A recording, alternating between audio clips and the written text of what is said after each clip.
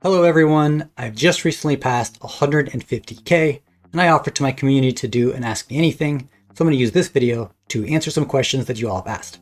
For those of you that like to jump around, here is a list of all the questions that we're going to be answering and their timestamp. But before we get to those questions, I have to take a moment to say thank you. I never really thought I would hit 150k. In fact, I never really thought I would hit 100k.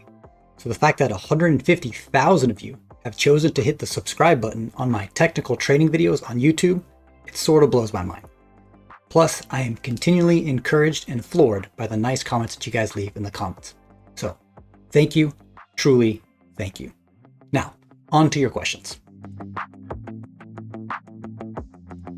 Our first question is from Jeremy's IT Lab. Jeremy asks, if you had unlimited time, what's the next course you'd want to make? And congrats on 150k. Thanks, Jeremy. So I already know the next course I'll be creating. In fact, I'll be revealing more details about that in question number 4. So I'm going to answer this question from the perspective of if I had unlimited time. And if that was the case, there's actually a lot of training content I would love to publish. First, I'd love to finish my TCP masterclass, and I'd also love for that to turn into a series on QUIC and HTTP3. It'd also be fun to do a IPv6 deep dive. I'd also love to maybe do a mini series on IPsec. Beyond that, it would be fun to explore making courses on topics that I don't have prior professional experience with, things like programming or Python. Part of why I like that idea is having just recently learned those things myself, I know what a student trying to learn it themselves is going through, and hopefully I could create some content that would speak exactly to their needs. Finally, I pretty frequently toy with the idea of creating a full Net Plus or CCNA course, but I feel like that would be a ton of work. In fact, if there's anyone that would be very familiar with just how much work that would entail, it would definitely be Jeremy. Our second question comes from Mirko Broderson. Mirko asks, what certifications do you hold at the moment? Thank you for your videos. Well, you're welcome, Mirko. Currently, I hold 2 CCNAs and 2 CCNPs. They're both in the security and enterprise track, or as it was once known when I first certified, the route switch track.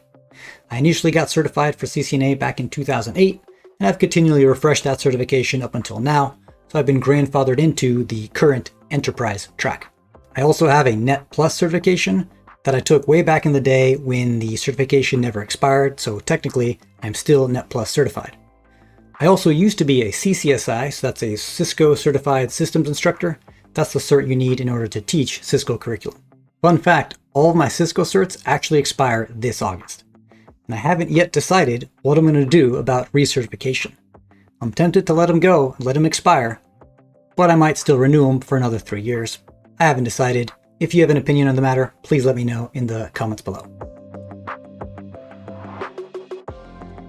Our third question comes from Wemdizzle. Wemdizzle asks, congrats, do you think AI will have an impact on network engineers? My answer to this is yes, definitely. AI will absolutely have an impact on network engineers.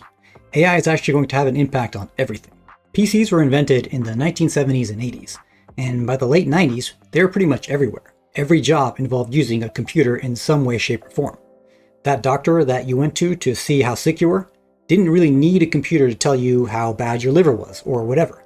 But now, every doctor uses a computer to chart their responses so we can have electronic medical records. So a job that didn't traditionally need a computer now does because the world has moved on to require computers for everything. I think with AI it's going to be similar. Soon, everything will use some sort of AI large language model. It's going to permeate every job just like computers did back in the 80s and the 90s. And it'll probably do so quicker than computers did back then. But to be clear, I don't think that's going to replace network engineers. Sure, the job is going to change and you'll have to learn how to use pretty awesome new AI tools. But network engineers aren't going away. Just like with the rise of SDN, it's just going to be another tool you'll have to learn how to use that you can add to your tool belt. Our fourth question comes from D-Star Code.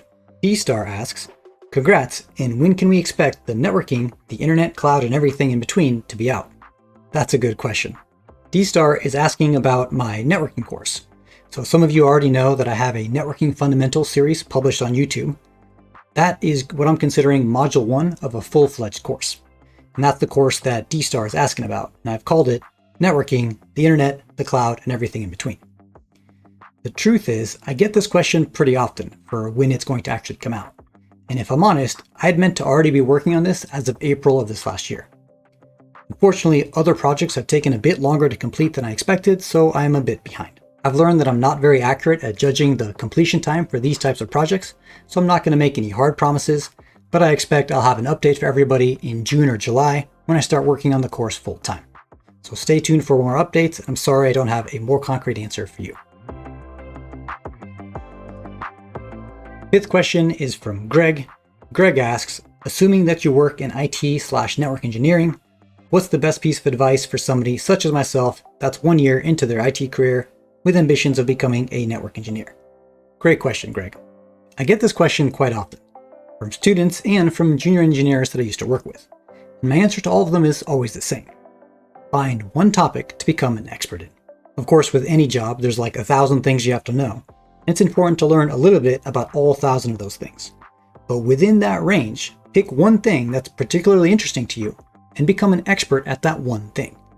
You see, becoming an expert is hard, but by the time you get expert level with one particular topic, you'll have learned all the different angles that exist to explore one particular topic. And you'll also learn how that one topic connects to so many other things.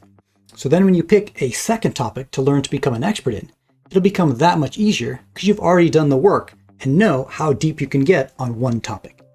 And then, once you pick your third topic to become an expert in, you'll already have the experience of being an expert in 2 other topics, and it'll make becoming the third expert in a third topic that much easier. That's how your senior engineers that you're working with now seem to know so much about so many different things. They didn't learn everything at once. They had to start somewhere. And therefore, my advice to you, and to anybody that's asking a question like this, is find one topic to become an expert in, and then continue to grow one topic at a time from there. Hopefully this helps you out on your journey. So that wraps up my first official Ask Me Anything on YouTube. Hopefully you guys enjoyed some of those questions. If you enjoyed this and you would want more of these, go and let me know in the comments below, and I might do one of these every 50K or something like that.